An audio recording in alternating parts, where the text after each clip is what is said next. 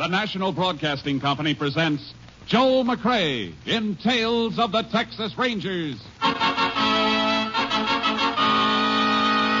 Tonight, transcribed from Hollywood, another authentic reenactment of a case from the files of the Texas Rangers. Tales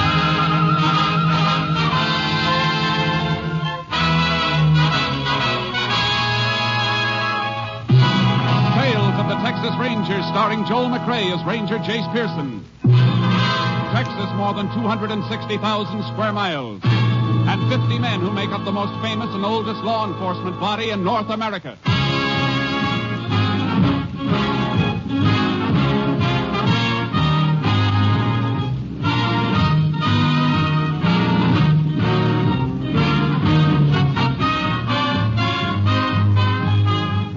Now, from the files of the Texas Rangers come these stories based on fact. Only names, dates, and places are fictitious for obvious reasons. The events themselves are a matter of record.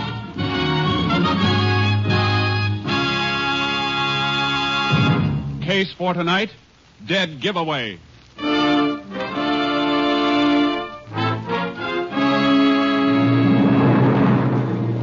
It is 1:30 a.m., December 4th, 1945. A single light glows in the living room of a farmhouse 4 miles from the town of Ashton in West Texas.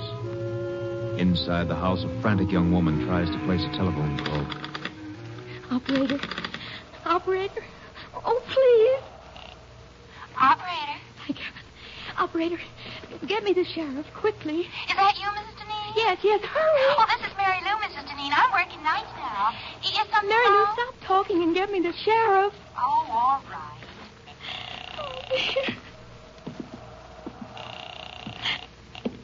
Sheriff Ross speaking. Sheriff, this is Mrs. Deneen. You've got to come out to my house right away. Right away. Now, take it easy, Mrs. Deneen. What seems to be wrong? Somebody's prowling around outside, trying to get into the house. Isn't your husband there? No, he went to Abilene on business. Something woke me up, and I thought at first it was the baby. And then I heard a noise outside. Mrs. Deneen, what is it? Somebody came in. I'll be right there. Who are you? What do you want? Please!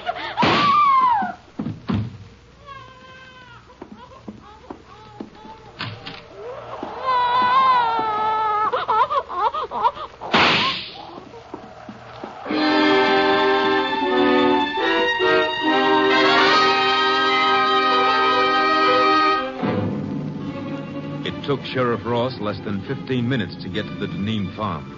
But Mrs. Deneen and her 4-month-old baby were dead when he arrived. The sheriff called for the assistance of the Texas Rangers. Ranger Jace Pearson was assigned. Jace Pearson? Yeah, Sheriff. You got here right quick. Yeah, I was over the next county when your call came through. Well, I hope you got a little sleep, because you won't get much now. Better come in out of this cold. How long ago did it happen? About a half hour ago, 1:30. Mrs. Deneen called me, woke me up at home, said somebody was trying to bust in. Right in here, Jace. Shot right through the chest, huh? Yeah. She leave the phone hanging off the hook like that? I reckon so. Whoever broke in, they broke in just before I hung up. Nothing's been touched, Jace. I know. I had a time getting past your deputies down the main road. Phone operator's been buzzing everybody. We don't want half the county barging in here messing things up, so I blocked them all. Good. Where's the baby? In there, the front bedroom. You can look if you want to, Jace. It's a little more than I can take twice. How old? Only 4 months, Jace. Little girl. Where'd he break in? Side door, I'll show you. Where's the husband? Abilene, on business. I called the chief of police there. He's going to check the hotels and notify him. Now, here's the door. It was wide open. That's how I got in to open the front door. Lock doesn't seem to be broken. Must have been picked. Deneens keep much money around the house? As little or as much as most folks, I guess. But I don't think any's missing. There's Miss Deneen's purse on the kitchen table. Killer couldn't have missed that. You check it? Yeah, about $40 in it. It hasn't been touched.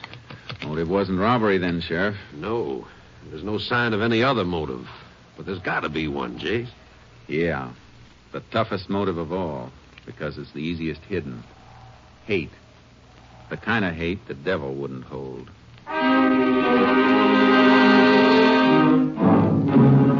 We went through the rest of the house, but we didn't find anything that would help us until we got outside. It's cold tonight, Jace. Ground's frozen hard. Yeah. If we find a trace, it won't be much. Keep your flash close to the ground. All right. Why are you working back of the house here, away from the driveway? Because I think the killer came in from this direction, probably on foot. Why? Why, you said Mrs. Deneen told you she woke up when she heard somebody prowling around outside. Yeah? A horse or a car coming up the gravel road around front would have made even more noise. Woke her up sooner. Say, that's right. I heard your car coming from quite a ways off. That's why I was standing out in front to meet you when you drove up. Wait a minute. What is it, Jace? Piece of baling wire.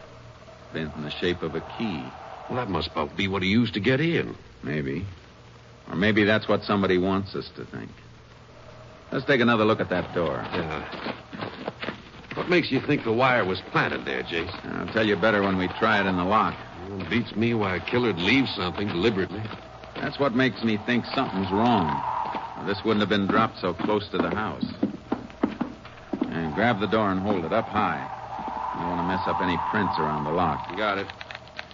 Now, let's see how this wire fits. Yeah. Goes in perfect, Jace. Yeah. Watch when I turn it. Yeah. Hey, wire's just twisting. It'll keep on twisting.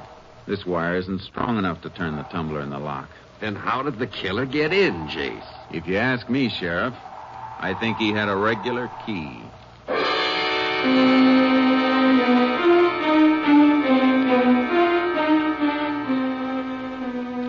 I put in a call for a fingerprint crew, and the sheriff called to have the bodies picked up for autopsy. Then we went outside and started trailing again. We found a few directional traces, but they petered out in the darkness. Can't see anything at night on this ground, Jace. Try cutting back and forth a little further. Yeah, all right. Man we're following was weaving, trying to throw us off. It just makes it tougher to track. He's got to be headed for someplace, some definite direction. We might as well establish which direction. Yeah. Guess there's nothing much we can do except this until we have some daylight. Save us an hour in the morning. Then we can track on horses without wasting time finding out which way to go.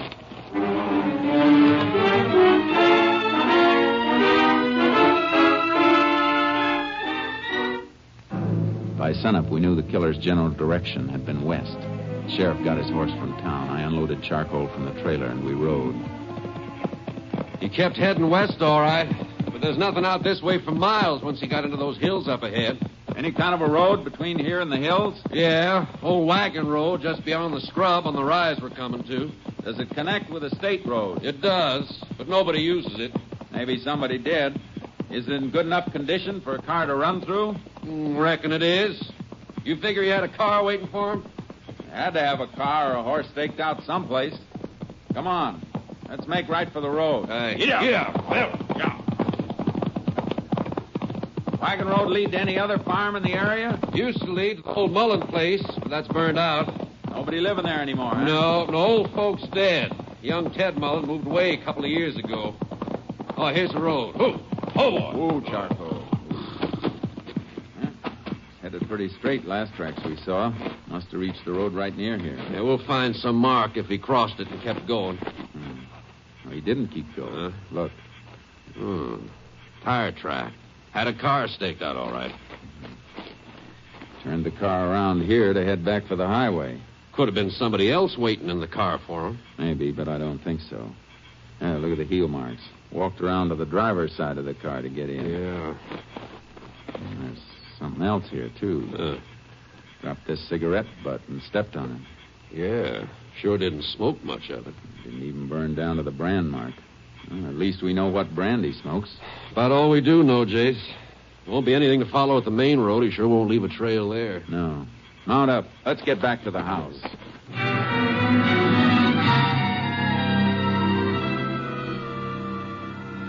We rode back to Deneen's. As we came to the farm, we saw a couple of cars that hadn't been there when we left. Looks like company, Sheriff. The car next to mine belongs to our lab. The others must be the coroner's. Oh, coroner ought to have been and gone by now.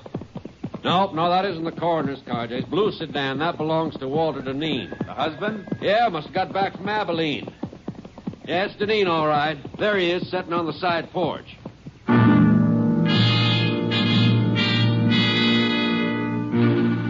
Walter Deneen sat with his face buried in his hands until we dismounted and walked up to him. The lab crew was in the house looking for latent prints. Howdy, Walter. Oh. Howdy, Sheriff. Walter, I can't tell you how... Don't say anything, please. Ask me anything you like, but I don't want anybody else telling me how sorry they are. You better let me talk to him, Sheriff. Sure, Jace. Mr. Deneen, it'd help us a lot to know one thing. You or your family have any enemies? Enemies? Could there be an enemy as bad as this? We know the house wasn't robbed. Have you ever had any trouble with anybody, no matter how small it seemed? Now's the time to remember it. If there was anybody, I wouldn't tell you. I'd take care of it myself. That's no way to be, Walter. Don't go telling me how to act, Sheriff. You didn't come home to your house 10 minutes ago. You didn't find your wife and kids the way I found mine. Mr. Deneen, why don't you try to get a little rest? We'll talk to you later. Yeah, okay. Anything I can do, Walter, just holler. Yeah. You been able to think of anybody who might have had it in for him? Not a soul, Jace. Unless it was Ted Mullen. The one you told me about? Family that was burned out? Yeah. But, Jace, that was 5 years ago. But sometimes hate doesn't die with age. What happened? Well, old folks just got to brooding and died off after their house burned. Young Ted blamed Walter. Why? Windmill at the Mullen place was busted. They tried to borrow from Walter to get it fixed, but he turned them down.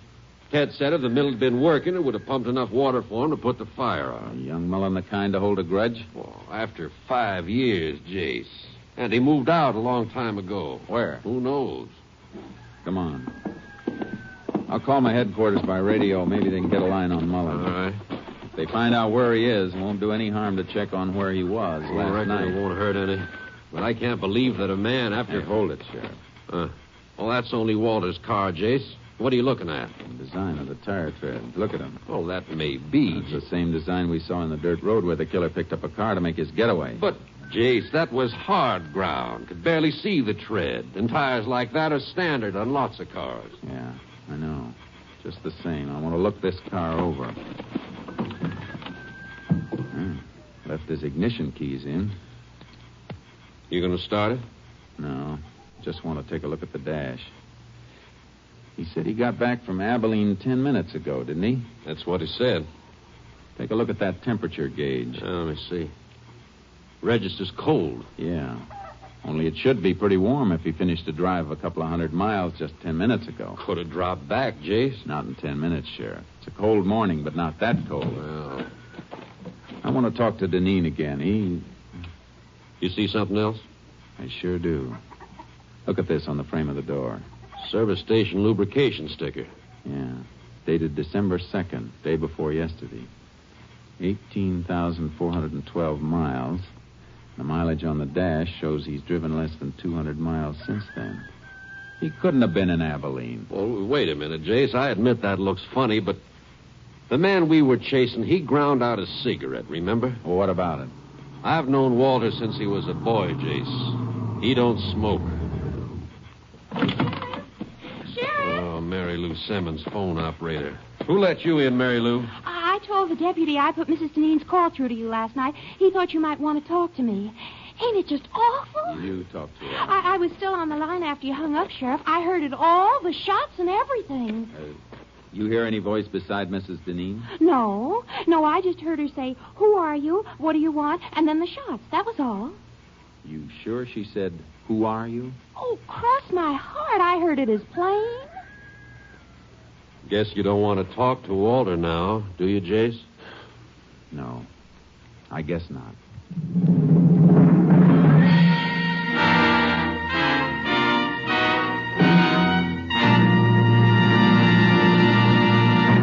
You are listening to Tales of the Texas Rangers, starring Joel McRae as Ranger Jace Pearson.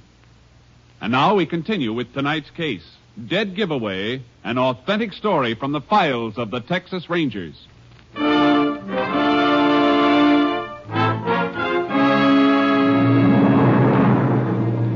didn't want to question Walter Deneen until I'd had a chance to check on his movements. The sheriff and I drove into town and called the Abilene police. The answer didn't fit.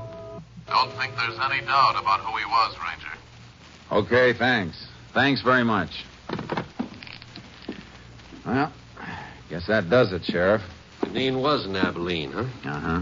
Checked into the Harris Hotel yesterday about noon. Checked out again at 2:10 this morning, right after the police notified him of the murder. Police could have spoken to anybody on the phone. And they didn't tell him by phone. Police sergeant went up and told him direct. Oh. Description of Walter tallies, too.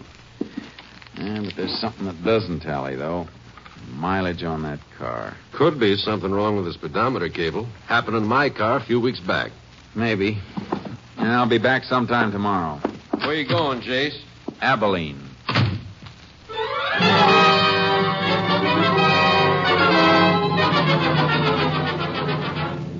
As soon as I hit the highway, I put in a shortwave call to headquarters, station KTXA.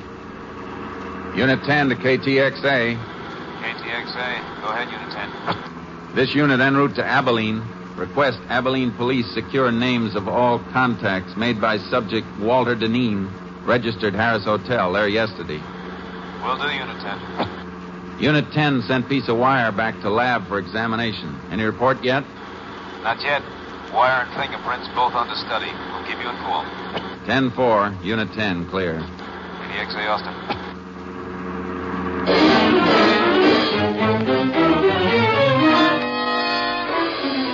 When I reached Abilene, I got a complete rundown on Walter Deneen's activities. It was too complete. Like he was making sure his time in the city would be accounted for. One of the people who'd seen him was his attorney. Why, yes. Yes, Ranger. Mr. Deneen spent several hours with me yesterday afternoon. We had dinner together last night. Went to the theater. What'd he come to see you about? Well, some investments. He's been doing a little speculating cotton. Good or bad?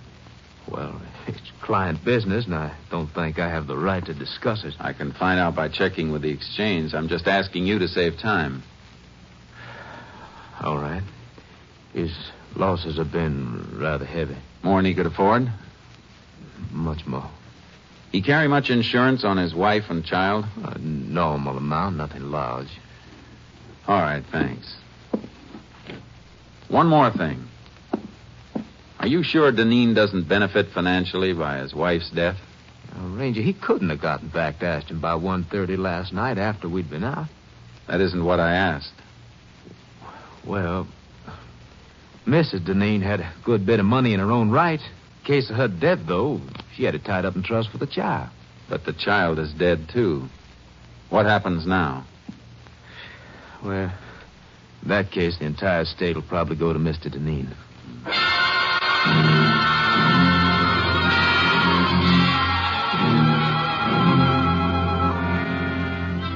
I made one more stop before I headed back to Ashton. I paid a visit to the garage at the Hotel Harris. I keep the location of all guest cars on this index rack so we'll know which stores they're in when they want them. Was Walter Deneen's car in here yesterday? Deneen, that's D-I-N, isn't it? Uh-huh. No, there's no record of it. Was he a guest at the hotel? Yes. Is there any parking lot around here he might have used? Not convenient to the hotel, and parking is free here for guests, so I don't think he'd use a lot. Neither do I. Thanks.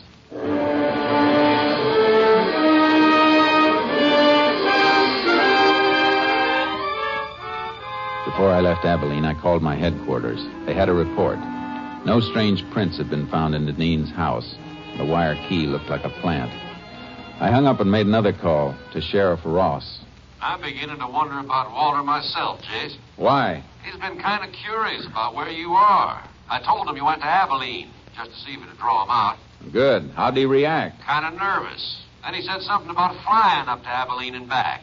Of course, he never did say he drove it. No, but he gave the impression that he drove. Well, even so, he was there when the killing took place. Yeah, but the killer had the use of Deneen's car. Can you get your hands on the car? Well, it's over in back of the funeral parlor right now. That's where Deneen said he was going just a few minutes ago when he stopped by to ask about you. Well, grab that car and check it for fingerprints. I'll be there as fast as I can roll.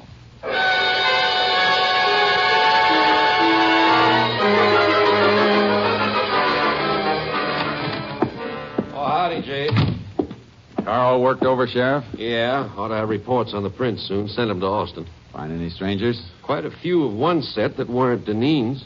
If they belong to a professional killer, there's a good chance he'll have a record. Where's Deneen? My deputies are out looking for him. Why? I thought he was at the funeral parlor. So'd I, until I went in to look for him after we finished on the car. The undertaker said he'd left more than an hour ago by the front door. Must have spotted you working over the car. Come on, let's find him. Yeah.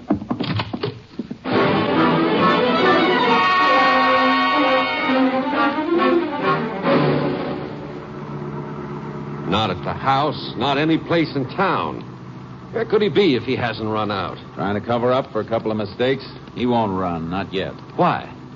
Because his alibi is airtight. We can shake it, but unless we find the killer he hired, we can't shake it enough. He took a big gamble, and he's got too much at stake to run off. His wife's money? How'd you know about that? Just thinking back. A little late. Folks knew Mrs. Deneen's family left her well off. Walter married her not long after they passed on. A lot of people thought the money had something to do with it. Wish you'd remembered that sooner. Well, Jace, they seemed close. And then there's the baby. Baby was just something extra that got in Deneen's way. Oh. Never gotten any of the money if... KTXA to Unit 10. Maybe a report on the prince. Unit 10. Go ahead, KTXA. Have a report on prints lifted from car at Ashton, Texas. One set identified as belonging to Joe Crofton. Joe Crofton. Any line on his whereabouts? Finished serving parole 4 months ago. Last address known to parole office was shack located western slope of Casket Mountain. 10-4. Unit 10, clear. KTXA Austin. Crofton must be the killer then, Jace. I'll bet on it. How far to Casket Mountain? About 20 miles, then turn south another 5. After that, well, we'll need horses if he's far up. Should have brought your horse along the trailer with charcoal. I can borrow one. Crofton's going to be tough to take. You sound like you know him. I wrote the ticket for his last trip to Huntsville 6 years ago. That was murder, too, but he copped out with a manslaughter plea. Better not take any chances, Jace. If he starts shooting, we'll have to toss it back dead center. No. We got to take him alive. He'll talk to keep from burning once we get him. Yeah, I see. If Walter Deneen paid him to do the job, he's the only one who can break Deneen's alibi. That's right. So no matter what happens, we got to take him alive.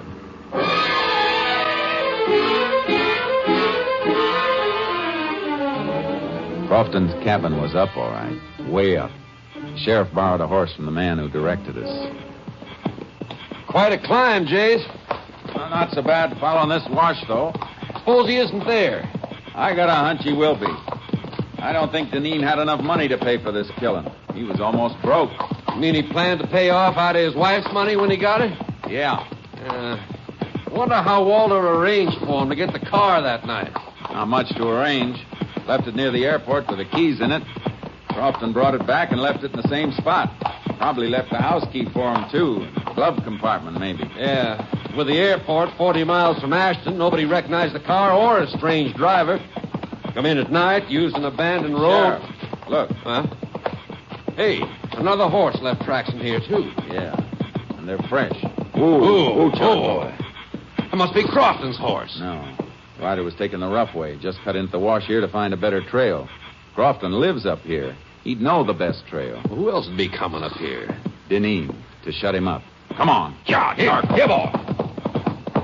Not too fast, Jason. We'll spill. You gotta risk it. Too slow, we'll be too late.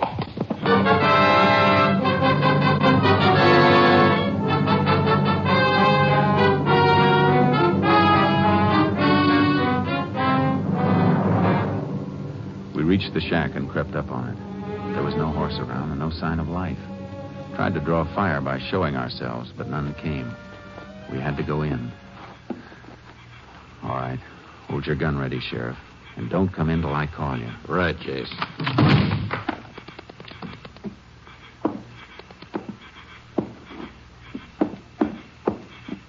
All right, Sheriff. Come in. Nobody here, huh? Oh, wait a... Oh. That Crofton? Yeah, that's him. Deneen got here first. Jace, this fella looks like he shot himself. Gun's in his own hand. Now, what's his paper beside him? Let's see. Jace, he did kill himself. This note says so. Confesses the murders, too. Sure it does. But Walter Deneen wrote that. And that note's gonna hang him. How do you know? You ever seen Deneen's writing? No, but I've seen Crofton's before. He signed his name with an X. Prison records show he's illiterate. Never could read or write. Come on, Sheriff. Gonna put out a pickup for Deneen? We'll pick him up ourselves. He can't be far off. But if he'd headed back down the wash, we'd have passed him on our way up. He must be going across the top of the mountain to go down the other side. Come on. Yeah.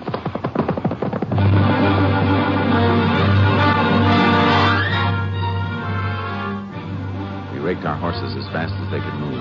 We spotted a rider ahead of us as he topped the slope. He heard us because he looked back, then whipped his mount and disappeared. He knows we're on him. Got about 300 yards. We'll get him. Keep pounding leather. Yeah. We're coming to the top now. Keep low in the saddle. Watch out for an ambush. There he is. Don't go down too fast, Sheriff. Your horse will tumble to the downgrade. Deneen was pressing too hard, Jase. He fell. Look. Yeah, he scrambled behind the rocks. Whoa, Charcoal. Pull out, Sheriff. Who? Hit the dirt. Let your horse go. Go on, Charcoal. Go on.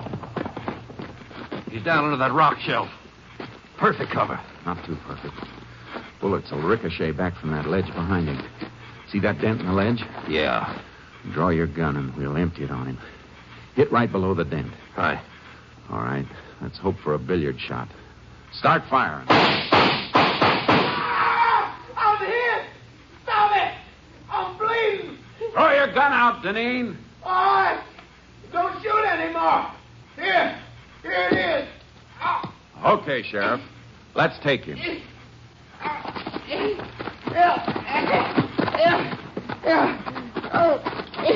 I'm hit. And I was sorry for you, Walter, up until a few hours ago.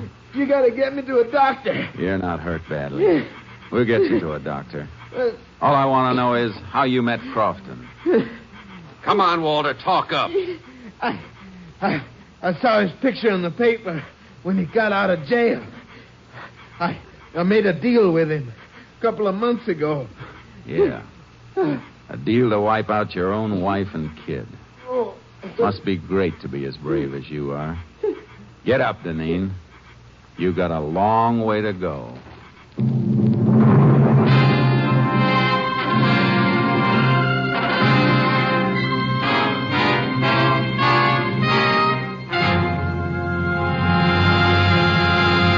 Walter Deneen confessed and made a plea for clemency. It was not granted. And on the 11th day of October, 1947, he died in the electric chair at Huntsville.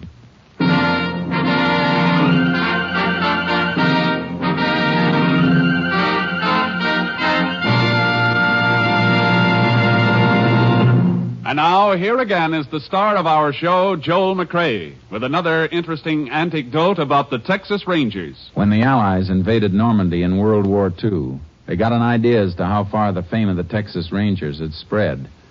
Both surrendering Nazis and liberated Free French said they knew the war was as good as over because the Texas Rangers had landed. Of course, it was the heroic American Ranger troops who made the landings. But nothing could convince the Nazi war prisoners that these were not the terrible Texans they'd heard about in many American legends. Good night, folks. See you same time next week. Next week, Joel McCrea in another authentic reenactment of a case from the files of the Texas Rangers.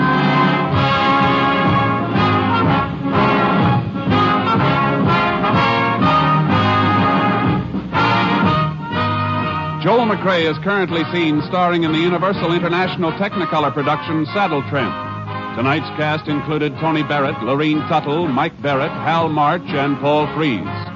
This story was transcribed and adapted by Joel Murcott, and the program was produced and directed by Stacy Keach. This is Hal Gibney speaking.